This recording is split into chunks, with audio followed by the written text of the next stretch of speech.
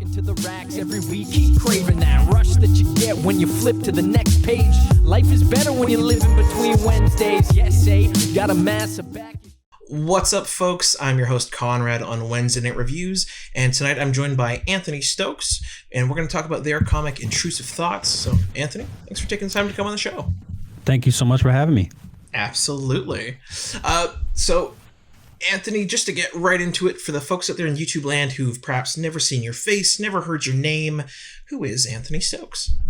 Oh, I'm a writer, content creator, I would say. You know, I make all kinds of stuff, you know, YouTube comics, you know, all sorts of stuff. Perfect. Actually, on that, how long have you been in the creative field, so to speak? You know what? I've been writing seriously since I was like 18. So it's been about, oh my God, almost like 12 years, if not more. Maybe, I would say about 15 years. I've been trying to make content, write or whatever, what have you. Nice. And when did you get into comics? I got into comics. So I got into manga probably when I was like 13. I got into comics really in like the last 3 or 4 years. Nice. Yeah. I gotta ask, what was your go-to for manga when you started? You know, it was like shonen. I was a young teenage boy. The first manga I ever read was Yu-Gi-Oh! I really enjoyed this series. Like I had a dual disc and everything. Oh hell yeah. Yeah, and I was always grounded. I was a bad kid, so I could never watch TV. So it was a perfect happy medium, you know. Great. Question: did you ever get to read the like original start of the Yu-Gi-Oh manga where it wasn't about like duel monsters as we know it, but about like all the betting and stuff? No, you're talking about Yu-Gi-Oh. Yeah, the original. Yeah, I read Yu-Gi-Oh and Yu-Gi-Oh Duelist. I didn't read. Okay. What was it? They did a third one that was like a spinoff that was like set in Egypt or something, but I checked out. I checked out by then. Fair. So yes, obviously we're here to talk about your comic. So what is Intrusive Thoughts? And how did it come to be? Absolutely. So I really wanted a premise that I could hang a lot on visually. You know, my first comic book series, Decay, was very literal. Everything that was happening on the page was happening in real time. And so I want to do something that was different. So when you're dealing with things like sleep paralysis and night terrors, it offers a possibility to make a nightmarish-esque comic book story. So that's really what I was going for. Nice. And when did you start writing Intrusive Thoughts? Like, did that happen quickly? Was it during when you were making Decay? Yeah, it was really quickly. I think I started writing in May. And I had the first issue done in August. Whoa! Yeah. I was I was getting after it, man. It was like super impulsive, if I'm being honest with you. Okay, so for the folks at home, basically, Intrusive Thoughts, it's about mental health overall, correct? Yes, absolutely.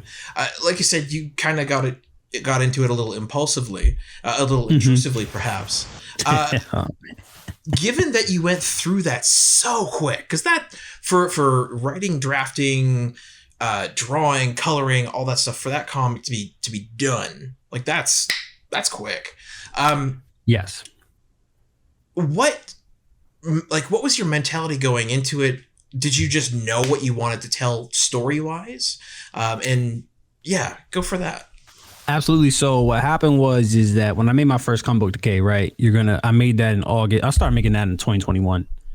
And then so the reception I got was like the art isn't quite at a professional level, but like the story was good.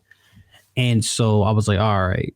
I was like, I want to show. And then after I finished Decay, I essentially went on what I would call like a visual storytelling boot camp. Like I just consumed so much media. I read Berserk, you know what I'm saying? I read Chainsaw Man, read Fire Punch. I read Sandman. I read Girls by the Lunar Brothers. I was just reading a lot of stuff. I was just trying to understand the medium better. And I wanted to show a better understanding of the medium. And so that's what this was. This is kind of a time capsule because it is a little frustrating to be judged by something that you made like a year and a half ago, you know, and I'm gonna give myself some credit here. At the rate I was accelerating, it was almost like I was getting judged by something that was 3 years ago, 4 years ago, you know, because I'm a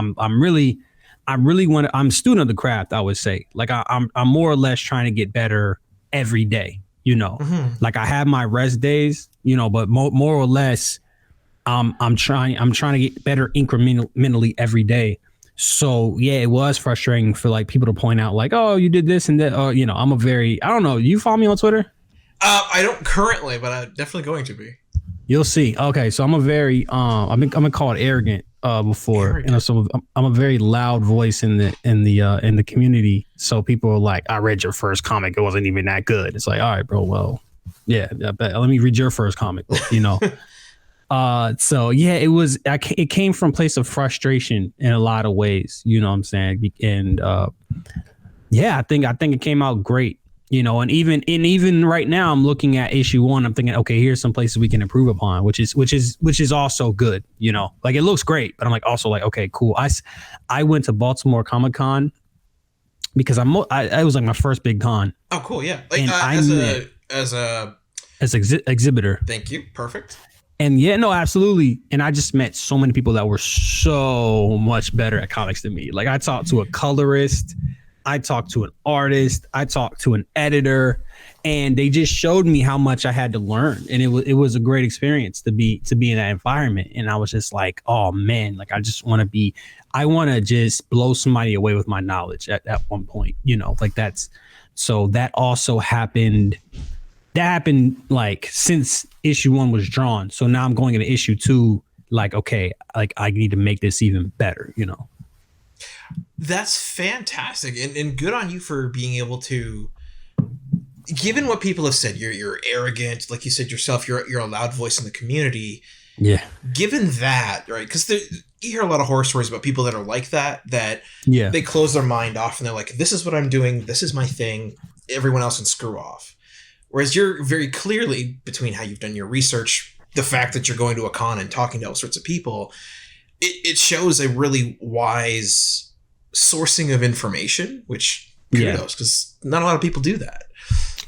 Well, even like somebody may appear arrogant, but they also learning. Like, you know, Kanye was one of my favorite artists, but I'm just gonna talk about creatively. Yeah. Like, yeah, he was an ass, but like he had to be learning. Like, you look at how much his music was developing and how much he was developing as an artist and the different artists that he was working with. No, he's a student of the genre as well. And, you know, not to stick on the point too long, but it's just like people look at somebody arrogant and they just think that, they just think they know everything and there's no effort. But a lot of times, like for me, the arrogance comes from the fact that like, or I would say confidence. Well, yeah, I'll give them arrogance. It comes from the fact that if I need to learn something, I'm going to learn it. You know what I'm saying? Like, or I'm going to pay somebody else to do it. You know, like, so that's where I get my confidence from. Nice. You know what, then for the folks at home that very well might want to pick up the comic just after, you know, hearing you talk and seeing you're a cool dude, what is Intrusive Thoughts about? Like, what's the actual story? Because we could say it's absolutely mental health, but you know, it's about an orphan, and he has sleep paralysis, he has night terrors, he lives with his foster family, but they're always gone. They use him like a paycheck. And he has night terrors, migraines, and he has sleep paralysis. And one day his sleep paralysis demon bites one of his classmates. He bites one of his bullies. So that's the inciting incident, and it becomes a mystery that kind of unravels about like, why has this happened? Beauty. And one thing I wanted to ask, because the opening page of this book it's full of contrast. So and I'll have an image of it come up. But basically, it starts with an opening shot of little kid at a police station, and he's just sitting on a bench and the cops looking at him, and we get a sort of zoomed in shot of him holding what I want to say is like a frisbee or a disc. It's like a blue circle, and then we see a dude literally holding his head, and then the next frame is we see that person as an adult, and the way that you're using, or your artists are using, which is a part of the question really. There's so much contrast. There's so much heavy black. There's distorted image with the little blue. What is it? the color, I just wanted something that stands out, and I have a lot of really great comic book minds in my corner. My mentor Richard Fairgray, who's also part of the a huge influence on me wanting to get better, because I just met him and he would just be like, yeah, this sucks. No, he didn't say. That's how I felt. Right. Yeah. So he was also like, it's like kind of like I love metaphors. So it's like when you the best respect you can play as a coach you can give a player is coaching them hard. It was like, okay, so he's pushing me. So he came with the idea of making it blue to stand out more. And then DNS is brilliant as well. So there's a lot of just brilliant comic book minds, including myself, so there's an accumulate. You know what? I got to give him credit. Richard came up with that entire thing. I feel very fortunate. Perfect. So yeah, that's one definitely thing I wanted to ask is a lot of the panel work in the comic, the way it leads the eye, the lack of panel work in some of the comic, because it just feels like some of those pages are whole pages with, obviously like repetitive images showing a character doing something, but there's no like hard structure to it. It really flows and guides the eye. How much of that was you? How much of that was DNS? And what level of control do you give the visual creative team of the book? Absolutely, yeah. So it's certain things, right? Like it's certain points where you're like, all right, this is how it needs to go, right? Like this is what I have in mind. We more or less like have to, and it's not a lot, you know what I'm saying? It's like very specific points. Yeah. And then all the other time, it's like, okay, I'm willing to give the artist a shot, and so I like that.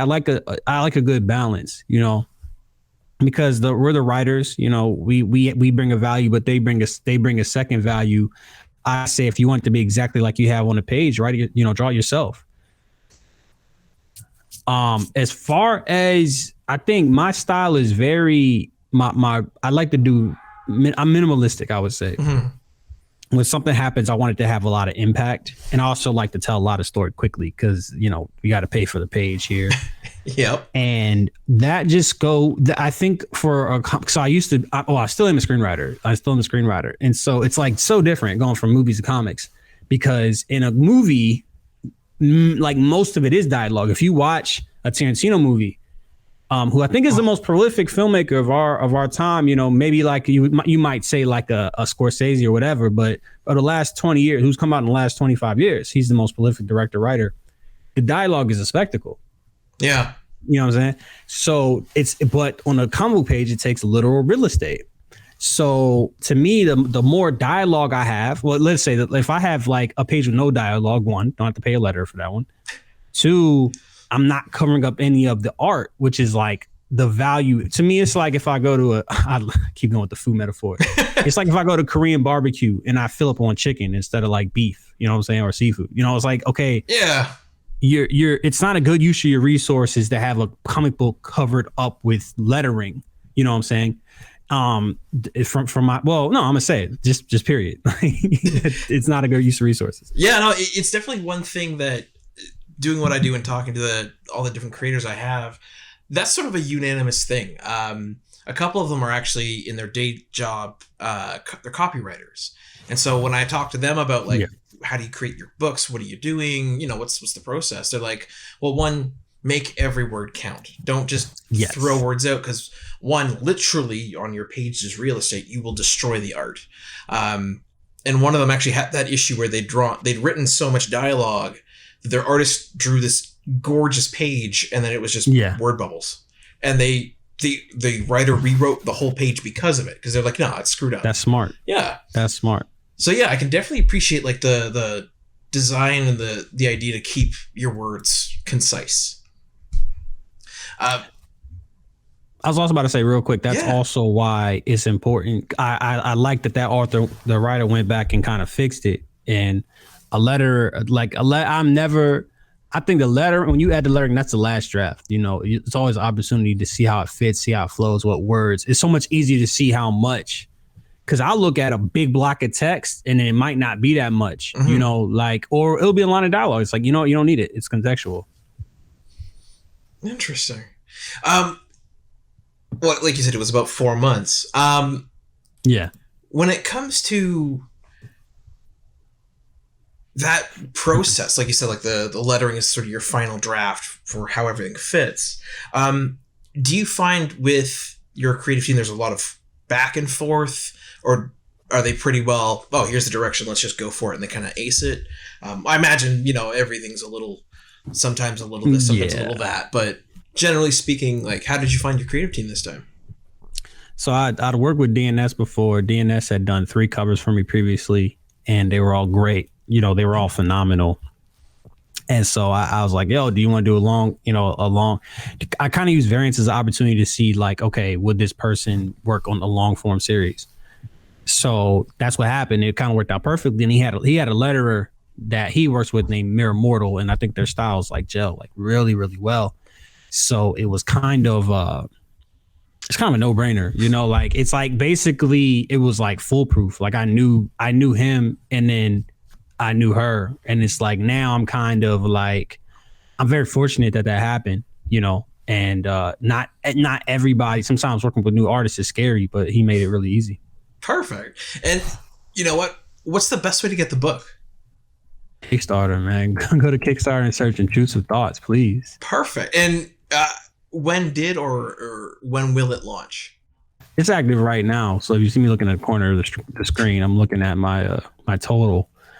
But yeah, it's active right now. Perfect. And as of time of recording, editing and release will probably be a couple days behind, but as of time of recording, how many days do we have left? Let me see. We have 23 days. So I'm assuming a weekend then, about 30 days usually, right? Yeah. We're getting, it's going really well. Oh, like, beauty. It's like 2,800. I mean, it's not going well for my expectations, but it never does. But just at a glance, it's going phenomenal. Then you know what, Anthony, I'm so glad that you have those high expectations and you drive yourself. It lends itself well to your own development and how well you will do, well, in comics, in life. That kind of drive. Not a lot of people have it. And it's fantastic to see. I need to find a balance, like honestly, because you know what it is. I'm working on so many different things, and I have it's just all about numbers. And honestly, what I don't love is that I watch the campaign all day. I'm working on YouTube. I'm working on Twitter. I'm chasing numbers. And the unfortunate thing is that sometimes you'll hit something that you get it, and then it's like, okay, what's the next thing? So I'm trying to get better. I'm trying to get better at like the little victories and kind of being like, more satisfied, really, really trying to take moments and appreciating, because I've only been at it for like a year and like, man, probably like a year and like 6 months since I dropped my first comic book. And like, it's phenomenal. But to me, and I'm also like, I'm young, I'm like 29, but that kind of being the young guy, like it's part of the charm, but like I only got that changes exponentially, like that's another thing. It's like a biological clock, like what was that? My cousin Vinny, the biological clock is ticking. It's like, what I'm saying? So no, man, but yeah, I do appreciate it. I'm driven to, I would say, damn near a fault, but it's working so far. Well, I mean, definitely take the time to appreciate the little victories. I know that will not be easy, and it's easy for me to say and for you to say, but to actually, holy crap, I just did X, and be like, hell yeah, let's go get a drink or whatever it is that you like to do to celebrate and, have a good time with it. Because I can definitely appreciate that mentality where, because you want so much for yourself, it's, okay, I've achieved that. What's the next thing? I need the next thing. I need to write the next thing and have this done, whatever. And that way you're always going. I'm actually taking a break at the end of this campaign. I'm very excited about it. Matter of fact, during the campaign, this is like, I mean, I don't want to be too braggy, but I'm actually going to the Super Bowl. Hell yeah. I'm actually wearing the Eagles. I'm actually wearing an Eagles jersey right now. So I think that's going to be good. If I can get funded before that trip, oh my God. You can relax and just go crazy. I'm like, yo, fuck this campaign. I'm just like, I can just leave it alone and I go enjoy myself. So that's really what I'm looking for. But no, I think what I really, seriously though, I've been like more on my, like worried about self-care, like it's so easy when you're doing content creations to neglect yourself. And I'm just not doing it. I'm just not doing that. I'm really trying to take care of myself. I actually I lost a bunch of weight. I'm down I'm gonna say like 25 pounds over the last like 5 months. So that's another number I keep looking at. It's another number, but no, it's self-care is so important. And my thing is I can't make comics if I'm dead, so I need to tighten up. Yeah, absolutely, yeah. No, and again, like a lot of people might hear you say, "Oh, I'm down 25 pounds." Go, "Oh my God, that's so great." Mm-hmm. It's not for a good reason, so sorry to hear that. Definitely eat a couple more hamburgers, or take some calories in. Be good to yourself. Yeah, for sure. So here's a question then. So obviously, with Intrusive Thoughts being about mental health, and in some capacity, I don't care who you are, everyone deals with mental health, right? We do it in our own ways. A lot of people deal with anxiety, some people depression, some people other diagnosable things, schizophrenia, whatever. When it came to writing Intrusive Thoughts, what did you set out to let people know about mental health? And have you had any experience with it in your own life that made you want to tell that story? I think people fall into the pitfall of like, I'm going to solve the world's problems with writing. I don't think that's a realistic goal. You know what I'm saying? Like, one, I'll say. Just say it. You're good.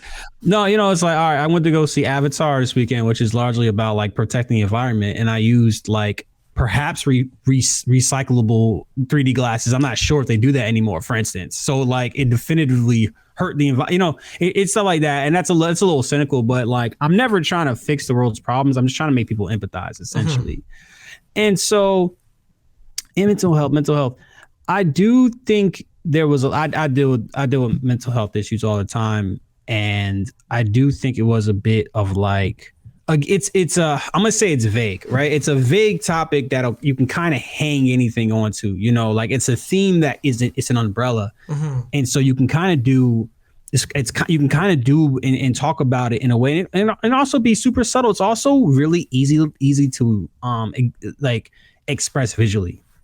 Depression, you know what I'm saying? Like you just think about like it's so easy to communicate as well. So there's all kinds of reasons why it came up though. Yeah, I'm not trying to like cure like global depression though. I know that I don't have that power. If only, right? Yeah, if only. So here's a question. Going sort of to back earlier what we were talking about with how you got into comics and where you started.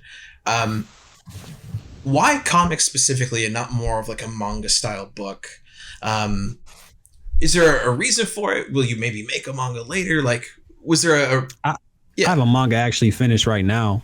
It's definitely, I always had the manga influence. I don't know why I didn't start with the manga. I'm really not sure. You know what it was though? I think it was just easy to find comic artists. I think that was where it was. And then there's a manga influence with whatever I do, anything, whatever it's going to be influenced by manga in some way. So, but I'll be excited to do one, like a literal manga as well. That's exciting. Perfect. Yeah. It's one of those things I find with any creator around our age. Like I'm 31. I don't think there's anyone our age that hasn't been impacted by manga or at least anime in some capacity. Dragon Ball Z, heck, Sailor Moon, Gundam Wing, whatever. So yeah, I definitely find a lot of us in this bracket kind of get that mix. So yeah, I always like to ask sometimes. It's fun. What for you, given you've gone to Baltimore Comic-Con now, what was for you like sort of a highlight of making Intrusive Thoughts? And then maybe what was a highlight of going to Baltimore Comic-Con? Oh man, but I'm gonna answer the second one first. It's like just seeing my friend, because I've been networking crazy. Like when I got on Twitter like in 2022, like the beginning of 2022, I didn't know anybody, and part of I think the contention is that I'm kind of from out of nowhere, right? Which is a compliment to me.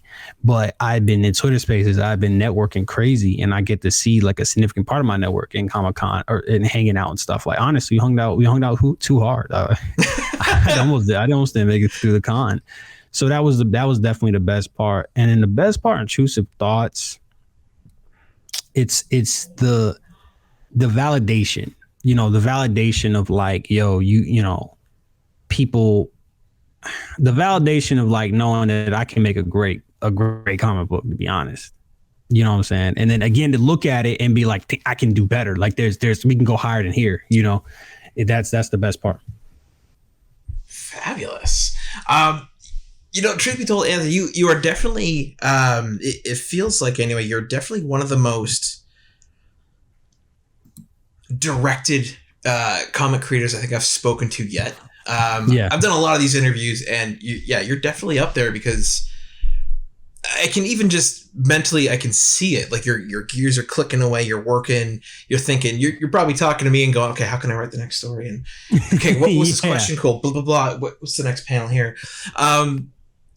Gears are turning. Yeah, given how quickly you've been able to put out, so that if I'm not mistaken, you have Decay 1 and 2, you've got Intrusive Thoughts on Kickstarter 3. Nice. Yeah. And you're working, if I'm not mistaken, Decay is still going. Like there's 5? Decay is still going. It's going to finish, I'm thinking in March, or I'm thinking in May, sometime later this year. I'm going to double up. So yeah, I'm finishing Decay. Decay will be finished in like 2 months. I'm very excited, like I'm ecstatic, to be honest with you. Wow. You're blazing. Given how quick you've been able to do all this, what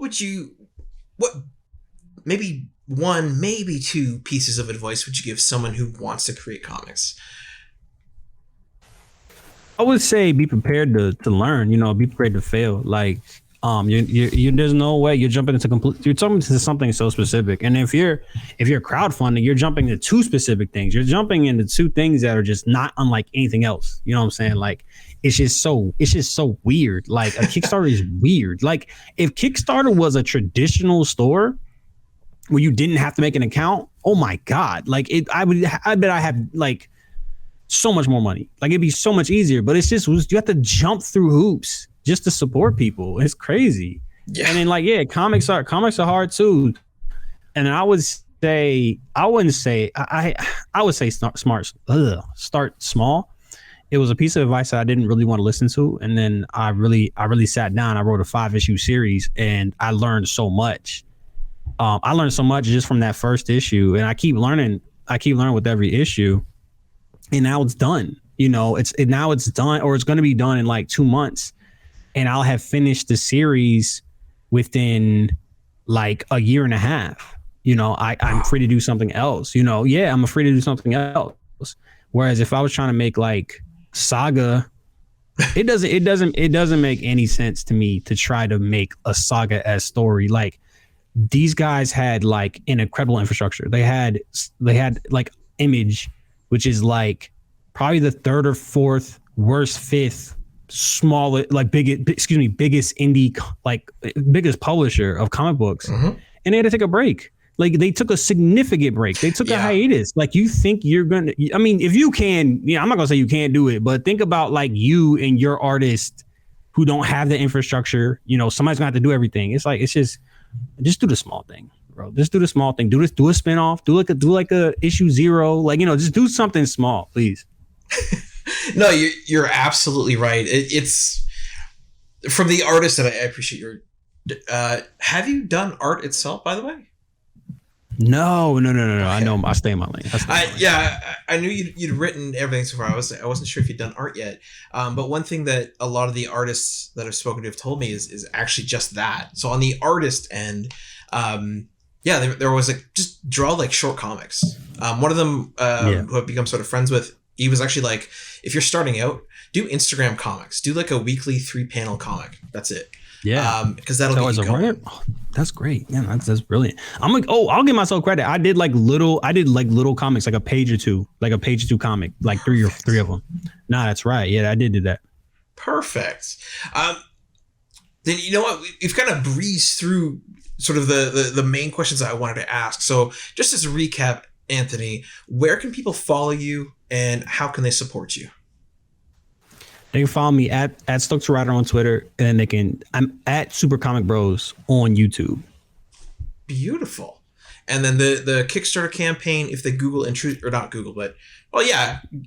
Kickstarter Intrusive Thoughts, the campaign will come up. Let's try it. All right now. I love it. Oh, first hit. Let's go. Nice. So you heard it here, folks. Google Intrusive Thoughts or Kickstarter Intrusive Thoughts. You'll get the campaign. One thing I always like to cover, Anthony. So with Kickstarter, some people are really, frankly, they're afraid to try it, right? Do it. They're afraid to actually not give money, but apply to get a reward and stuff like that. And I always like to try and clarify and let people know sort of what it's about. So what is like your smallest tier? If someone wanted to get the book, whether it's digital or physical, what would that run them? I run them $5. $5. That's it. Beautiful. That's it. Cup of coffee. And I always like to ask this because some creators come up with some really cool stuff. What's like your crazy big tier? What's the biggest one that you have?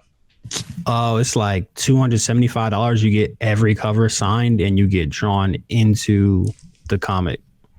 That's the coolest. I love that. Yeah, absolutely. That's fantastic. So as I mentioned, Anthony, like we've covered all the important stuff. I think we sort of breezed through, which is great. A couple things I like to ask about you though, because one thing is to, be able to get the comic, enjoy the comic, the story. I like for people to get to know the creator a little bit. So as they've seen, you're very driven. You feel very relaxed, which is good. I appreciate, make sure you take care of yourself afterward, take a break. I guess, I like to ask this one a lot, which is often people who make comics, read comics or manga or watch anime and cartoons and stuff. They also happen to usually collect stuff. So whether it's a comic, a book, a figure, something totally different, what would you say is like Anthony's main piece of his collection? What's the thing that you show people for like, this is my coolest thing? My comic, man. I'm not gonna lie. I'm not a big merch guy. I'm gonna give you a hot take. I don't understand why comic creators buy merch. Like I don't. It doesn't make any sense to me.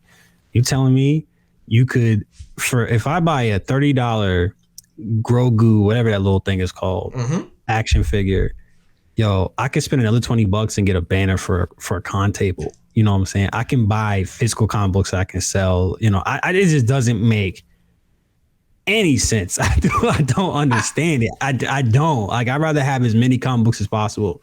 Like I'll buy an Eagles jersey. That's probably but I don't have a bunch. I have like 3 pieces. I have this jacket, and then I just bought one jersey. Like I don't know. I'm just like I said. I'm just a really like forward thinking person. Yeah. And like, what am I taking away from my comics to buy? You know what I'm saying? So like, I know people like let people enjoy things. I'm like, all right, but don't complain if you ain't got no money for print. You got them Pop Funko dolls. Like, see if you can get in the Comics World Spring. See if they'll break you a deal so you can print some more comics. I don't know. Amazing. Actually, on that note, do you use Comic Wellsprings for the physical copies of your book? Yeah, they do really good, man. And they're like, they are super efficient with like fixing stuff as well. They're fantastic. Awesome. Then you know what? I guess the last sort of fun question I'll ask you is whether, like we talked about earlier, you read Yu-Gi-Oh when you were younger. What is it currently that you're reading? Whether it's a comic, a manga, a real book, beginner's guide for writing comics, whatever it is. What are you enjoying? Oh man, he's going back to manga. I love Chainsaw Man. Like that's what I'm reading right now. I'm reading Chainsaw Man. I'm reading One Piece. I'm digging back into indie comics. I'm really trying to get into those more, and get into that. And then Yeah, man. I would the two I'm reading weekly is One Piece and Chainsaw. Like those are the two things I'm keeping up with every week. I got to be honest. Nice. And have you watched the Chainsaw Man show? A little bit. I caught most of it. I'm really busy right now, and to me, I'm just like, all right, I know it's a great show. Like I know it's a great show, but I know it's happening, so it's like I'd rather watch something else, something new. Like, something, yeah. But if somebody, like I've watched it with the friends, like if a friend comes over and like wants to watch it, I'll watch it. But I'm not about to throw on, Chainsaw Man. Honestly, I'd rather read the manga because I can get through it faster. Interesting. Great show, phenomenal show. Beauty. Then you know what? You sort of answered one of the last questions I would like to ask people. So Anthony, my very last question for you tonight, then, very simply, what do you want the people out there to know? It's a great comic book. Please check it out. Perfect. And again, folks, we've checked it live tonight. Google Kickstarter Intrusive Thoughts. It'll be the first link. And Anthony, thank you so much for taking the time to come on the show today. Absolutely, man. Thank you so much for having me. Beauty. And for the folks out there in YouTube land, like, comment, and subscribe. Check out the links down below because we'll have the Kickstarter link for you. Go get the book. Quick question, actually. Decay, Absolutely. If I'm not mistaken, do you have it for add-on? Oh, yeah. Absolutely. So if you want all of Anthony's books, you can go and get them. And yeah, like I said, like, comment, and subscribe, and we'll see you next time. Absolutely. Golden age to present, digest to oversize. Never miss new comic day. Yeah, no surprise. So where's my no prize? Check the letter columns. Can't find issue 2. Collector problems, cliffhangers, mysteries. You need answers. When did Batman become Green Lantern? I get it. True believer, not lying. Always up for an awesome summer crossover time.